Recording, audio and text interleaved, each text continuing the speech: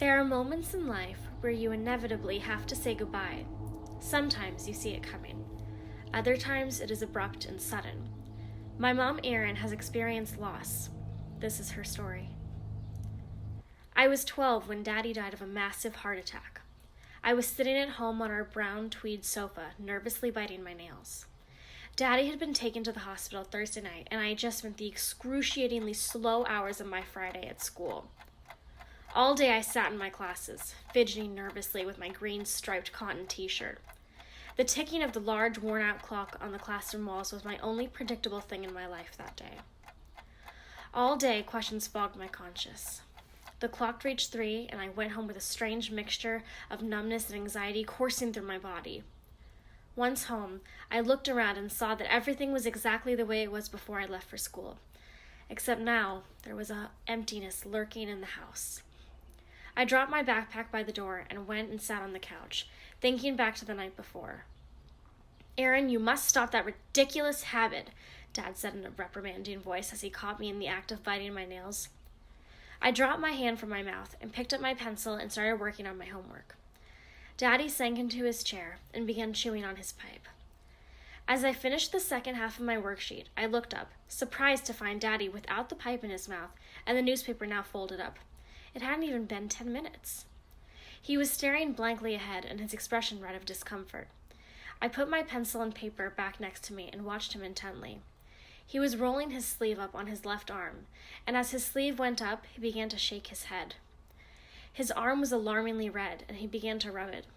"What's wrong, Daddy?" I said in a quiet, uncertain voice. He looked up at me. "Erin, bring me a glass of cold water, will you?"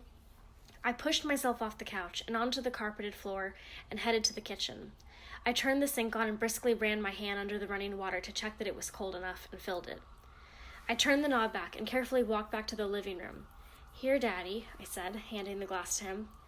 As he drank, I walked backwards and plopped back down onto the couch.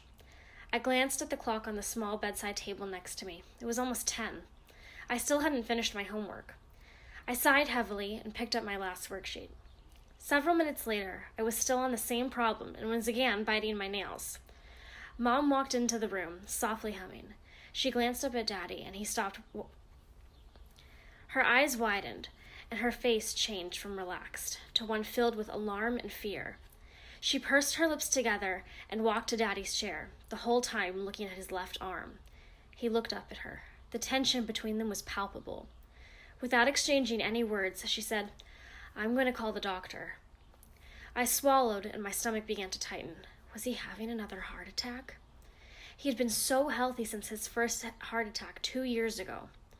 "How long has your arm been like that?" my mother said in a quiet, haunted voice.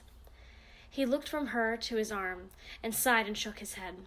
"It's been hurting badly for several hours." Mom stared at Daddy for another moment and then turned her attention back to the phone. She listened intently for several moments and then nodded and hung up. "The doctor's going to be here soon to look at your arm." My throat started to tighten, and my vision started to blur from the tears that were pooling up in my eyes. I stood up from the couch and quietly headed to my room. I didn't want to see both of them in such a vulnerable state. I lay down on my bed and squeezed my eyes shut. Please let him be okay. The rest of the night became a blur of commotion, the frantic padding of feet throughout the house, and the sad moan of the doorbell ringing, and eventually the haunting sound of the piercing sirens. Daddy was gone.